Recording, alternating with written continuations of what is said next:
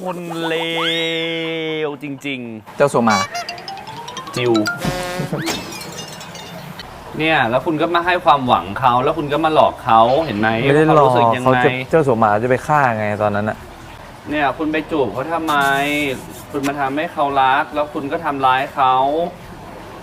รักตรงไหนคุณทำแบบนี้เขาคุณดูสิว่าเขาร้องไห้แบบเนี้ย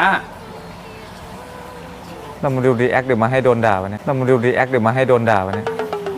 กลับมาทำไมอีก หันมาดูก่อน กลับมาทำไม ขอโทษครับ กลับมาทำไม ผมขอโทษครับ กลับมาทำไม จิวบอกว่าขอโทษ ยิง